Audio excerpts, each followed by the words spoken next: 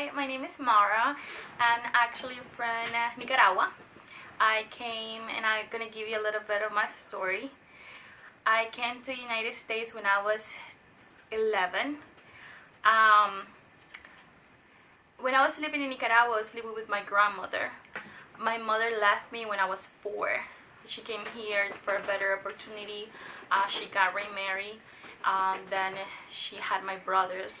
Well, I was over there and she was here. Um, then she asked for me to come, and then I came here at that age. It was pretty hard.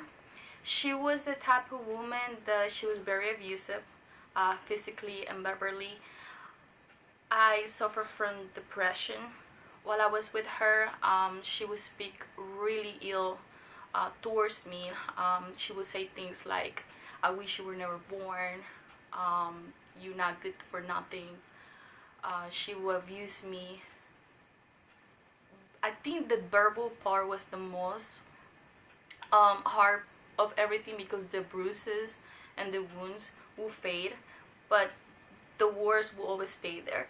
I remember one particular time she got so mad at me that she actually grabbed me from my head, put me between the door, and she slammed the door in my face. Because of that, I started going through a very bad depression, and I tried to kill myself twice while I was with her. She had a record, and while I was with her, I talked to my council. They call social services, and they actually took me away from her. They took me and my brothers away from her. I had a choice. I could either go back with her, stay here, or I could go back to Nicaragua. And I knew there was no future in Nicaragua because the economy is really bad.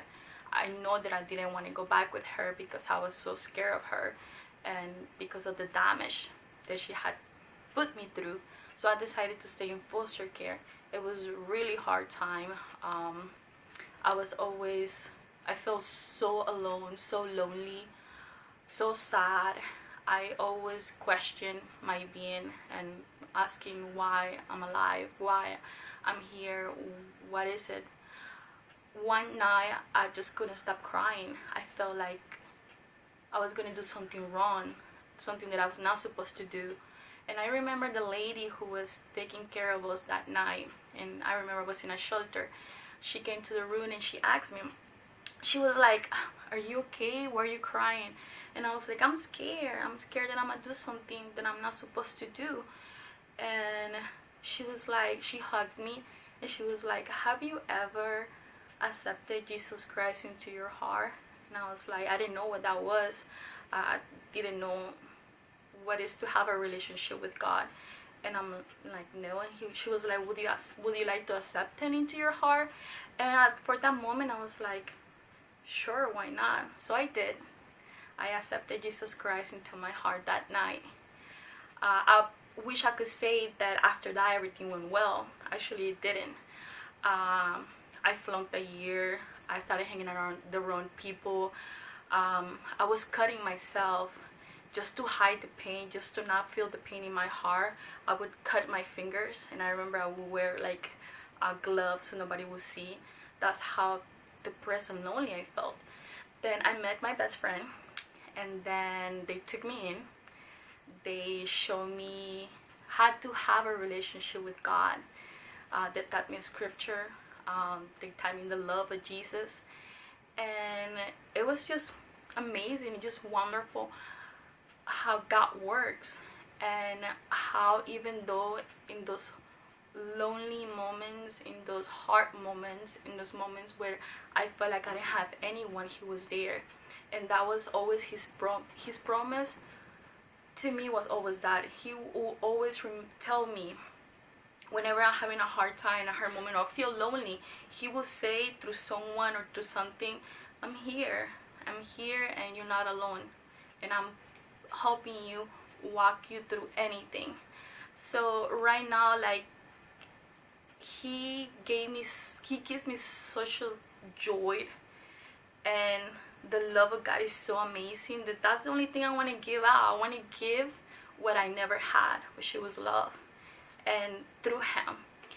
And through Him, everything is possible. And to tell you the truth, right now, God has helped me forgive my mother. And I love her so much that right now we have a relationship. We have a very good relationship. I call her almost every day. I tell her I love her. I forgave her. And we just have a very good relationship. And I know that God could do this in your life with anyone who is willing to open their hearts to Him. So the only thing I can advise you and encourage you is to do that, to open your heart to God, to receive Him into your life. He will heal those wounds. He will restore you. He will fill you with love. He will give you everything that your heart desires. And He's just an amazing, wonderful God. And I just love Him. And I thank God that I went through everything that I went through, because it was for a purpose. I would not be the person that I am right now if it wasn't because of that. And because of that, I know who He is, and He's a God of love. And I just encourage you to do that. And I just want to say bless you and thank you.